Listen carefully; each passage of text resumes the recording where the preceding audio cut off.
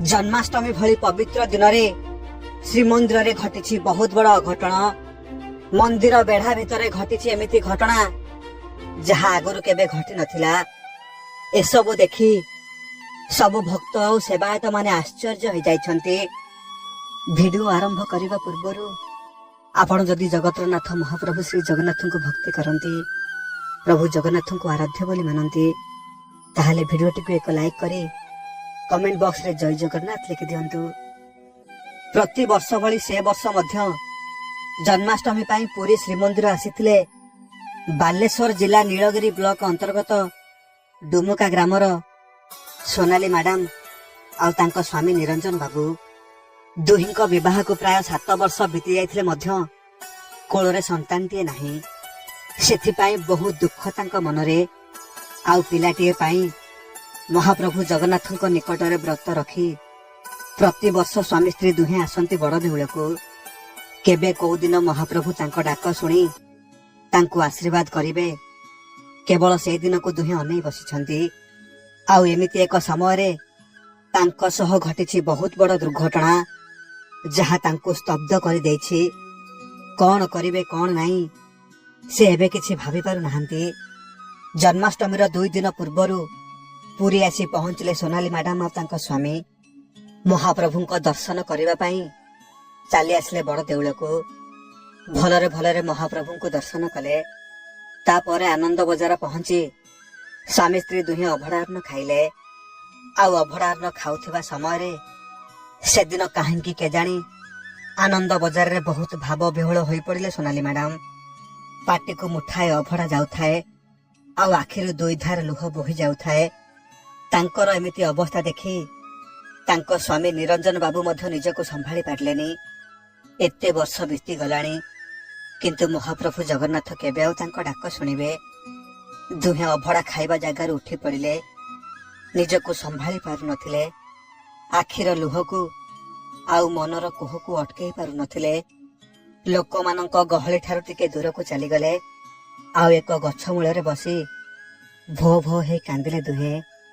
दुहिंकर एमिति विकल कांद जे देखिबो हृदयरु कांदी पकेइबो। सोनाली मैडम कांदी कांदी महाप्रभु जगन्नाथंको डाकिले, हे कालिया ठाकुर, तुमको कौन मो दुख कष्ट देखा जाउनी? मो मनर कोहको तुमे कौन जानी पारुन? केते आउ कंदेइब? तुमे तो अंतर्जामी, सबु जानी पार। दुखीर दुख को बुझी पार। हेले मो दुख काहेकि बुझुन बड़ ठाकुर? काहेकि अभिमान करिछ ए भक्त उपरे? केते आउ परीक्षा नेब ए भक्तर?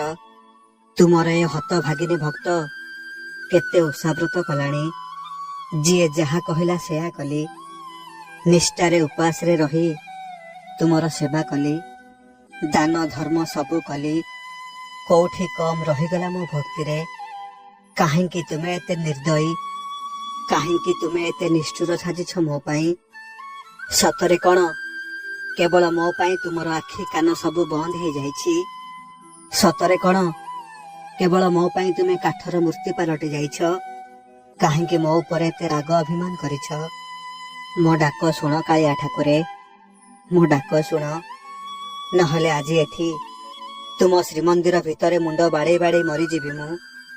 महाप्रभु को एमिति केते कथा कही जेतेबेले मुंड तले बाड़ेबाकू नेले सोनाली मैडम, हठात एक कोमल हाथ आसी तांको अटकेई देला। उपरको मुह करी देखंती जड़े बुढ़ी लोकटिए तांको पाखरे अछि। तांको बल बल करी चाहिए सोनाली मैडम और तांको स्वामी। बयस बहुत हेलाणी, देहरे जीवन टिके अछि बोधे। कौ मुहूर्त से भी चली जीव जना नहीं। थर थर उठरे से बुढ़ी महिला जनक कहले, ए मारे, एमिति विकल होई आशा रखी प्रभुंको दुआरे कांदिले से कौन तो डाक शुणिबे? से परा अभिमानी ठाकुरटीए। जेते पर्यंत भक्त सबु आशा न छाड़ी ता आगरे हाथ न पतेइछि से जमा शुणिबनी। तू जेते डाकिले जेते ओसाव्रत कले ता कानरे किछि पड़िबनी। एमिति शुणी सोनाली मैडम आश्चर्य हेले। आउ कांदी कांदी कहले, तेबे तुमे कुह माउसी, मु कौन करिबी? ସବୁ ତ କରି ସାରିଛି, ଆଉ କଣ କରିବା ବାକି ଅଛି? ଏବେ ତୁମେ କୁହ, ମୁଁ ଆଉ କଣ କରିବି? ସୋନାଲି ମ୍ୟାଡାମଙ୍କ ଠାରୁ ଏମିତି ଶୁଣି ଟିକେ ମୁରିକି ହସିଦେଲେ ସେ ବୁଢୀ ମହିଳା ଜଣକ। ଆଉ କହିଲେ, କିଛି ନାହିଁ ରେ ମା, ତୁ ସବୁ ଆଶା ଛାଡି ମନ ଭିତରୁ ତାଙ୍କୁ ପୂର୍ଣ୍ଣ ସମର୍ପଣ କରି ଖାଲି ହାତ ଟେକି ଡାକିଦେ। ଦେଖିବୁ ତୋର ମନ ଭିତରେ ଥିବା ତୋର ସବୁ ଆଶା ସେ କାଳିଆ ଠାକୁର ନିଶ୍ଚୟ ପୂରା କରିବେ। ତାଙ୍କ କଥା ଶୁଣି ସ୍ୱାମୀ ସ୍ତ୍ରୀ ଦୁହେଁ ଆଖି ବୁଜି ଦୁଇ ହାତ ଟେକିଦେଲେ ଉପରକୁ। ଆଉ କହିଲେ, ହେ ମହାପ୍ରଭୁ, ଏବେ ସବୁ ତୁମ ହାତରେ, ତୁମର ଯାହା ଇଚ୍ଛା କର। ଆଜିଠୁ ତୁମେ ହିଁ ମୋ ସନ୍ତାନ, ଆଉ ଏ ଭକ୍ତ ପାଇଁ ଯାହା ଭଲ ହେବ ସେୟା କର। ଏମିତି କହି କିଛି ସମୟ ପରେ ଆଖି ଖୋଲି ଦେଖନ୍ତି ତ ପାଖରେ କେହି ନାହାନ୍ତି। ଆଶ୍ଚର୍ଯ୍ୟ ହୋଇ ଚମକି ପଡିଲେ ଦୁହେଁ। ସେ ବୃଦ୍ଧ ମହିଳା ଜଣକ କୁଆଡେ ଗଲେ? ସେ ତ ଚାଲିବାକୁ ମଧ୍ୟ ଅସମର୍ଥ ଥିଲେ, ତେବେ ହଠାତ୍ ଆଖି ପିଛୁଳାକେ କୁଆଡେ ଅନ୍ତର୍ଦ୍ଧାନ ହୋଇଗଲେ। ଚାରିଆଡେ ଆଖି ବୁଲେଇ ଦେଖିଲେ, କିନ୍ତୁ କୋଉଠି ତାଙ୍କୁ ପାଇଲେ ନାହିଁ। ଦୁହେଁ ନିରାଶ ମନରେ ଘରକୁ ଫେରିଲେ, କିନ୍ତୁ ସେ ନିରାଶ ଥିଲା ମାତ୍ର କିଛି ଦିନର। ଆଉ କିଛି ମାସ ଭିତରେ ଖୁସି ଖବର ମିଳିଲା ଦୁହିଁଙ୍କୁ। ମା ହେବାକୁ ଯାଉଥିଲେ ସୋନାଲି ମ୍ୟାଡାମ। ସେ ଘଟଣାକୁ 1 ବର୍ଷ ବିତିଗଲାଣି। ଏବେ ସୋନାଲି ମ୍ୟାଡାମ ଆଉ ନିରଞ୍ଜନ ବାବୁଙ୍କର ଏକ ପୁତ୍ର ସନ୍ତାନ ବି ହେଇ ସାରିଲାଣି। ଦୁହେଁ ଏବେ ବହୁତ ଖୁସି ଅଛନ୍ତି, କିନ୍ତୁ ଆଜି ବି ସେଦିନର ଘଟଣା ମନେ ପଡିଗଲେ ଦେହରେ ଏକ ଅଜବ ଶିହରଣ ଖେଳି ଉଠେ। ସବୁ କଥା ମନର ସାଇତା ସ୍ମୃତି ଭିତରୁ ବାହାରି ଆସେ।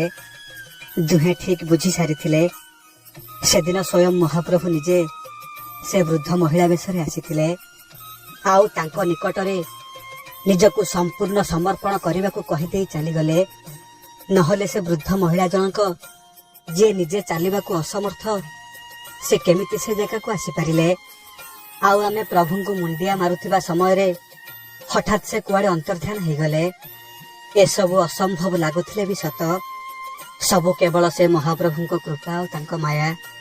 ସତରେ ମହାପ୍ରଭୁଙ୍କ ମହିମା ବଡ ବିଚିତ୍ର, ତାଙ୍କ ଲୀଳା ଅପାର। ଅଙ୍ଗେ ନିଭେଇଥିବା ଲୋକ ହିଁ ତାଙ୍କ ମହିମାକୁ ବୁଝିପାରିବେ। ମହାପ୍ରଭୁଙ୍କର ଛୋଟିଆ ଅନୁଭୂତିଟିଏ କେମିତି ଲାଗିଲା କମେଣ୍ଟ ମାଧ୍ୟମରେ ଆପଣଙ୍କର ମତାମତ ନିଶ୍ଚିନ୍ତ ଭାବରେ ଜଣାଇବେ। ଆଉ ମହାପ୍ରଭୁଙ୍କୁ ନେଇ ଆପଣଙ୍କର କିଛି ଅନୁଭୂତି ଥିଲେ ମୋତେ ମୋ ମେଲ ଆଇଡିରେ ପଠାଇ ପାରିବେ। ଆଉ ଆମ ଚ୍ୟାନେଲକୁ ସବସ୍କ୍ରାଇବ କରିନଥିଲେ ସବସ୍କ୍ରାଇବ କରିଦେବା ପାଇଁ ଅନୁରୋଧ। ଆଜି ପାଇଁ ରହୁଛି।